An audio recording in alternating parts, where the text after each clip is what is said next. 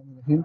Now today we will discuss the most important topic of cerebellar lesions. ठीक है, और वो भी हम उसी फॉर्मेट में डिस्कस करेंगे जिस फॉर्मेट में हमने लोब्स, जैसे कि लोब्स के फंक्शन, तो उन्हीं फंक्शन को अगर लीजन्स डिसरप्ट करे तो क्या इफेक्ट्स होंगे उनके, we will discuss in this chapter. Now first and first, so let's come to the frontal lobes lesions. ठीक है, तो फ्रंटल लोब लीजन्स में हमारे साथ पहले है प्राइमरी मोटर कॉर्टेक्स. तो primary motor cortex, let's recall कि हमें पता है कि हमारे साथ मोटर कॉर्टेक्स होता है. मोटर कॉर्टेक्स से एक न्यूरॉन निकलता है जिसको हम अपर मोटर न्यूरॉन कहते हैं. ठीक है, जो कि मेडुला में डिकसेट करता है टू द अपोजिट साइड.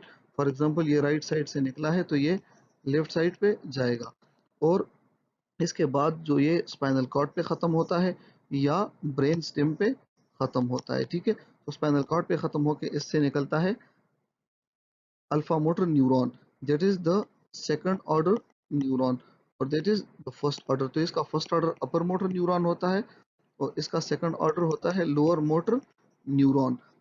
ठीक है, और ये जाता है opposite side of the body को, फॉर एग्जांपल लेफ्ट को.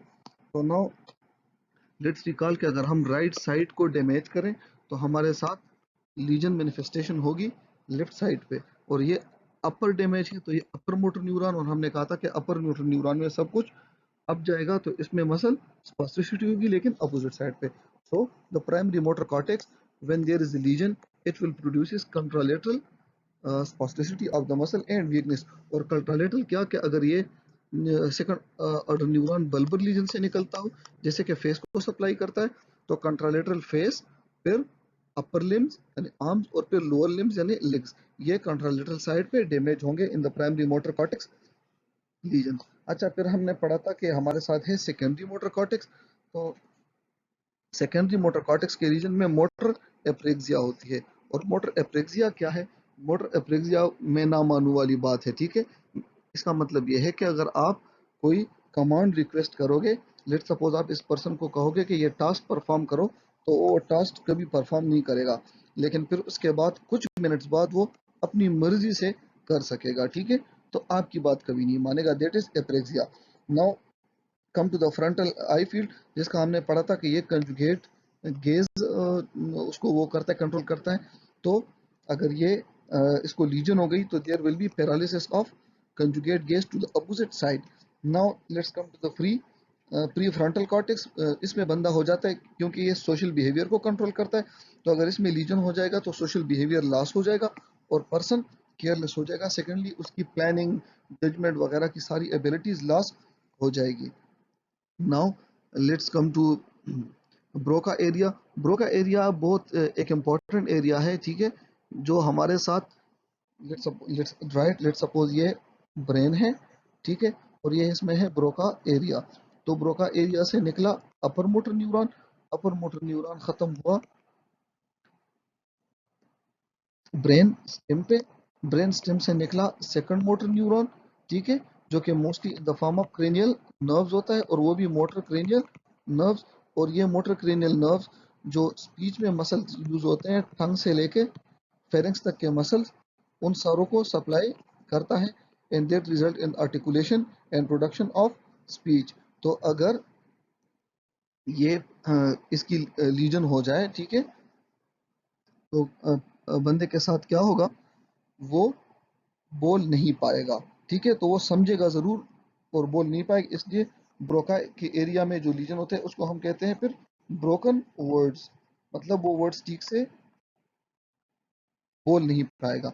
और ये पेशेंट अक्सर डिप्रेशन में चले जाते हैं.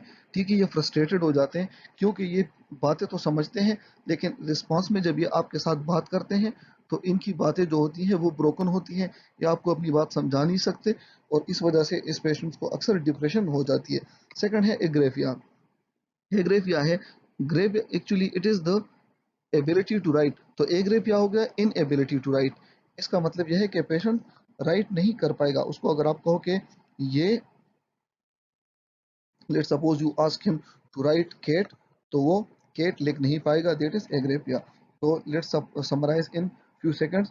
Primary motor cortex, contralateral muscle specificity, pre motor cortex, motor apraxia आपकी बात नहीं मानेगा, frontal eye field lesion, conjugate gaze को खराब करेगा। प्री फ्रंटल कॉर्टेक्स आपकी सोशल बिहेवियर को डिस्टर्ब करेगा। और ब्रोका एरिया आपके बोलने की एबिलिटी को, आप समझ पाओगे लेकिन बोल नहीं पाओगे, और एग्रेफिया आप लिख भी नहीं पाओगे, ठीक है। तो आप लेक्चर डिलीवर नहीं कर सकोगे अनफॉर्चुनेटली। पैराइटल लोब की लीजन अगर अनफॉर्चुनेटली हो गई तो उसके क्या मसले होंगे। तो पैराइटल लीजन में हमने कहा था कि यहाँ पे सोमेटो सेंसरी कॉर्टेक्स होता है, मतलब जितनी भी बॉडी की सेंसरी सेंसेशन आती है वो सोमेटो सेंसरी कॉर्टेक्स में होती है। तो हमें पता है कि एनेस्थीसिया हम क्या कहते हैं, अगर आप सेंसेशन लॉस हो जाए तो वो एनेस्थीसिया हो जाती है। तो अगर ये लीजन लॉस हो जाए तो इसकी अपोजिट साइड पे कंट्रालेटर एनेस्थीसिया हो जाता है, ठीक है। अच्छा, दूसरा है पैराइटल एसोसिएशन कॉर्टेक्स। तो पैराइटल एसोसिएशन कॉर्टेक्स के लीजन में हमारे साथ हो जाता है एस्टेरोग्नोसिस एंड एप्रेक्सिया। एप्रेक्सिया वही बात के there will be no paralysis, there will be no sensory loss, लेकिन still there will be inability to perform voluntary movement. और एस्टेरोग्नोसिस किसे कहते हैं, तो एस्टेरोग्नोसिस का मतलब है कि inability to identify objects by touch. For example एक पेन पड़ा है, आप आंखें बंद कर लेते हो तो आप टच से पहचान सकते हो कि ये पेन है, आप टच से पहचान सकते हो कि ये बिल्ली है, ये बालू है, लायन है, वट एवर, ठीक है। लेकिन अगर किसी को पेराइटल एसोसिएशन कॉर्टेक्स का लीजन हो तो उसको स्टेरेग्नोसिस होगी और वो चीज़ों को टच से पहचान नहीं पाएगा। Now let's come to another important that is angular gyrus, ठीक है। तो एंगुलर गायरस में हमारे साथ दो किस्म के सिंड्रोम्स होते हैं। अगर ये एंगुलर गायरस डोमिनेंट एरिया पे, मतलब हमारे एक डोमिनेंट हेमिस्फीयर होता है और एक नॉन डोमिनेंट। तो अगर ये पैराइटल एरिया के डोमिनेंट हेमिस्फीयर पे इसको डैमेज हो गया तो ये जो सिंड्रोम पैदा करेगा वो हो गया गर्ट्समैन सिंड्रोम। तो इसको हम ऐसे याद रखेंगे कि डोमिनेंट पे गर्ट्समैन होगा, कि गर्ट्स को हम याद करते हैं गट्स और मैन को हम लिखते हैं मैन। तो जिस मैन में गट्स हो वो डोमिनेंट होगा, ठीक है। तो डोमिनेंट हेमिस्फीयर की लीजन से गर्ट्समैन सिंड्रोम पैदा होगा। अच्छा, तो गर्समैन सिंड्रोम में हमारे साथ मेन कंपोनेंट्स क्या होते हैं। नंबर फर्स्ट इसमें होता है एलेक्सिया। एलेक्सिया का मतलब है कि जो जिस बंदे को ये डैमेज हुआ होता है वो रीड नहीं कर पाएगा, ठीक है। तो अगर आप उसको रिटन चीज लिख के, मतलब कोई चीज लिख के दे दो तो उसको रिटन कंप्रिहेंशन लॉस हो जाएगी and the person will have inability to read, inability to read, ठीक है। दूसरा इसका जो कंपोनेंट है वो है एग्रेफिया। एग्रेफिया हमने पढ़ा कि इनएबिलिटी टू राइट को कहते हैं, ठीक है। और फिर होता है एक कैलकुलिया। एक कैलकुलिया का मतलब है कि वो सिंपल कैलकुलेशन नहीं कर पाएंगे। अगर आप उसे कहो कि एक और एक कितने होते हैं तो वो दो की बजाय पता नहीं चार पाँच छः और कभी कभी 11 भी कह सकता है, ठीक है। इसके बाद इसमें होता है फिंगर एग्नोजिया। फिंगर एग्नोजिया का क्या मतलब है। फिंगर एग्नोजिया का मतलब ये कि बंदा अपने फिंगर्स में डिस्टिंग्विश नहीं कर पाता कि ये कौन सा फिंगर है। तो अगर आप उसे रिंग दे दो कि ये रिंग फिंगर को पहना दो तो शायद वो तम कोई पहना दे। और सेकंड, उसको राइट टू लेफ्ट कंफ्यूजन होती है। उसको ये नहीं पता होता है कि राइट है कि लेफ्ट है। अगर आप उसे कहते हो कोई भाई साहब लेफ्ट मुड़ो तो पता नहीं वो राइट मुड़ पाएगा कि लेफ्ट मुड़ पाएगा, उसको ये नहीं पता होता, ठीक है। अगर नॉन डोमिनेंट में लीजन हो जाए तो इससे नेग्लेक्ट सिंड्रोम पैदा होता है, ठीक है। और इस नेग्लेक्ट सिंड्रोम को दूसरा नाम कहते हैं एसोमेटोग्नोसिया। अच्छा, इसमें क्या होता है, नेग्लेक्ट सिंड्रोम में ये होता है कि एक साइड ऑफ द बॉडी जो होता है या एक साइड ऑफ द पूरी दुनिया वो उसके लिए नेग्लेक्ट हो जाती है। लाइक फॉर एग्जांपल, अगर किसी बंदे को डैमेज हो चुका होता हो और डैमेज उसको राइट में हो चुका हो तो उसको कंट्रालेटरल मतलब लेफ्ट पे नेग्लेक्ट हो जाएगा। तो अगर आप उसको लिपस्टिक दे दो कि ये लगा दो तो वो लेफ्ट साइड को नेग्लेक्ट करेंगे, सिर्फ राइट पे लगा देंगे। अगर आप उसको कंघी दे दो, बाल कंघी करो, तो वो लेफ्ट साइड को नेग्लेक्ट करेंगे, सिर्फ राइट साइड के बाल कंघी करेंगे, ठीक है। सो टेम्पोरल लोब के लीजन जो है वो बहुत कंपैरेटिवली आसान है। मैंने आपको बताया था कि temporal lesion is always and always associated with hearing, ठीक है। तो अगर प्राइमरी ऑडिटरी कॉर्टेक्स जो है वो बायलेटरल उसको डैमेज हो जाए तो प्रोफाउंडली हियरिंग इफेक्ट होता है। लेकिन ये याद रखें अगर ये यूनिलेटरल हो तो इतना सिग्निफिकेंट हियरिंग लॉस नहीं होगा, ठीक है। But does cause difficulty with sound direction, उसको डायरेक्शन को नहीं पता चलेगा। तो वो मतलब अगर आप उसको कहोगे कि राइट साइड मुड़ो लेफ्ट साइड मुड़ो तो वो सॉरी, अगर आप उसको राइट साइड आवाज दोगे तो उसको नहीं पता चलेगा कि आवाज राइट से आ रही है कि लेफ्ट साइड से आ रही है, ठीक है। लेकिन ये यूनिलेटरल में बायलेटरल में हेयरिंग लॉस या इम्पेयरमेंट ज़रूर होगी। फिर है वर्निक्स एफेजिया। तो वर्निक्स एफेजिया के का जो मसला है वो कहते हैं कि इनको in interpretation of the spoken language होती है, मतलब इनको बात समझ नहीं आती, बोलने में ये शुरू हो जाए तो पता नहीं क्या कुछ बोलेंगे, इसलिए इनको कहते हैं ये वर्ड सैलेड प्रोड्यूस करते हैं। मतलब they will speak what ever they want, they will go on speaking speaking, लेकिन इसको ये नहीं पता होगा कि मेरी बातें दूसरों को समझ नहीं आती, ठीक है। तो इसलिए इसके लिए टर्म यूज होता है कि ये लोग वर्ड सैलेड बनाते हैं। और कॉन्ट्रेरी टू ब्रोकाएफेजिया, इन लोगों को डिप्रेशन नहीं होती क्योंकि ये वर्डी होते हैं, बोल रहे होते हैं लेकिन खुद समझ नहीं रहे होते हैं। नाउ ये वाला ऑक्सीपिटल, तो हमने कहा था पहले कि ओ जो है ये आई की तरह दिखता है, ठीक है। तो इसका मतलब यह है कि अगर प्राइमरी विजुअल कॉर्टेक्स में डैमेज हो गया, जिसको कभी कभी कल्क्रेन कॉर्टेक्स भी कहते हैं, तो कंट्रालेटरल होमोनोमस हेमी एनोप्सिया हो जाएगा विद मैक्यूलर स्पेयरिंग, ठीक है। तो कंट्रालेटरल होमोनोमस हेमिनोप्सिया, ये इंशाल्लाह जब हम क्रेनियल नर्व्स के लीजन्स पढ़ेंगे वहाँ पे हम डिटेल से पढ़ेंगे, लेकिन यहाँ पे ये बात याद रखें कि इनमें मैक्यूलर स्पेयरिंग होती है, ठीक है। और मैक्यूलर स्पेयरिंग इसलिए होती है कि ये एरिया जो है इसको डुअल सप्लाई है, स्पेशली जो इसका मैक्यूला है उसको, मैक्यूलर रीजन जो है उसको डुअल सप्लाई होती है। एक तो उसको होती है पोस्टीरियर सेरेब्रल आर्टरी से, जिसको हम पीसीए लिख लेते हैं, और दूसरा होता है मिडल सेरेब्रल आर्टरी, और स्पेसिफिकली मिडल सेरेब्रल आर्टरी के कुछ कोलेटरल्स होते हैं जो मैक्यूला को सप्लाई करते हैं, ठीक है।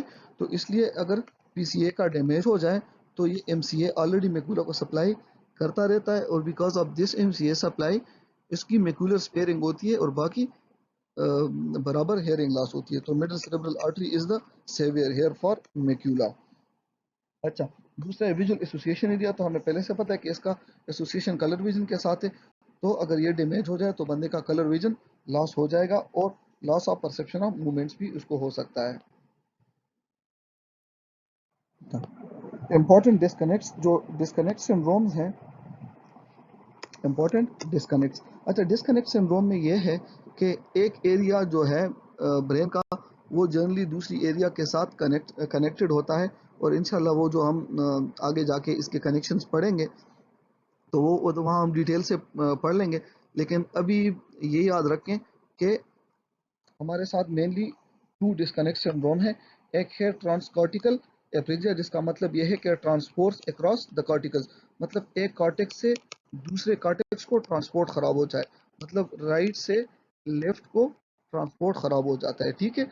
और एक है एलेक्सिया विदाउट एग्रेविया, ठीक है ना। तो पहले हम कर लेते हैं ट्रांसकॉर्टिकल एप्रेक्सिया, ठीक है। तो ट्रांसकॉर्टिकल एप्रेक्सिया में क्या होता है कि जो लेफ्ट लैंग्वेज सेंटर है इन द डोमिनेंट हेमिस्फीयर, ये कम्युनिकेट नहीं कर पाता राइट हेमिस्फीयर के मोटर कॉर्टेक्स से। और मोटर कॉर्टेक्स क्या काम करता है, कंट्रोलेटरल पार्ट ऑफ द बॉडी को, मतलब अगर ये राइट हेमिस्फीयर है तो ये लेफ्ट लिम्ब को मूव करेगा, ठीक है। और अगर ये लेफ्ट है तो ये राइट कॉर्टेक्स को मूव करेगा। तो इसमें क्या होता है कि अगर आप इस बंदे को कमांड दो कि आप अपना लेफ्ट लिम्ब मूव करो, ठीक है, तो ये लेफ्ट लिम्ब मूव नहीं कर पाएगा क्योंकि इसका जो लेफ्ट लैंग्वेज है सेंटर है ये राइट हेमिस्फीयर से डिस्कनेक्टेड है, और राइट हमारे लिए लेफ्ट मूव करेगा। तो instead of moving left leg, ये राइट लेग मूव करेगा, क्योंकि लेफ्ट सेरेब्रल कॉर्टेक्स के साथ इसका कनेक्शन लेफ्ट का अभी भी इंटैक्ट है लेकिन राइट के साथ डैमेज हो चुका है। दूसरा है एलेक्सिया विदाउट एग्रेफिया, ठीक है। तो एलेक्सिया विदाउट एग्रेफिया में क्या होता है कि जो लेफ्ट लैंग्वेज सेंटर है इन द डोमिनेंट हेमिस्फीयर ये डिस्कनेक्ट हो जाता है फ्रॉम राइट विजुअल कॉर्टेक्स, ठीक है। तो इसमें क्या होता है कि एग्रेफिया मतलब ये तो नहीं होती लेकिन एलेक्सिया होती है, रीडिंग का प्रॉब्लम होता है लेकिन लिखने का मसला नहीं होता, क्योंकि विजुअल कॉर्टेक्स डैमेज है, मतलब विजुअल कॉर्टेक्स से इसको डिसोसिएशन है, तो रीडिंग ठीक से नहीं कर पाएगा लेकिन लिखेंगे ठीक से। और तीसरा है जो इन ट्रू सेंस तो डिस्कनेक्ट सिंड्रोम है नहीं, लेकिन because of the connection type इसको हमने डिस्कनेक्ट में डाला हुआ है। तो लेट्स रिकॉल अस के एक होता है ब्रोका एरिया और एक होता है वर्निक एरिया, ठीक है। और इन दोनों के बीच में एक कनेक्शन है जिसको हम कहते हैं आर्कुएट फेसिकुलस। तो अगर ये आर्कुएट फेसिकुलस जो है ये डैमेज हो जाए तो बोलना भी इंटेक्ट होता है और समझना भी इंटेक्ट होता है, लेकिन मसला होता है difficulty in naming objects and difficulty in repeating words. Repeating words आप तब करोगे जब इन दोनों के बीच ये कनेक्शन इंटेक्ट होगा। अगर ये कनेक्शन ख़राब होगा तो आप वर्ड्स रिपीट नहीं कर पाओगे। एंड इट्स ऑल अबाउट, इंशाल्लाह नेक्स्ट में हम ब्लड सप्लाई पढ़ेंगे। Thank you so much.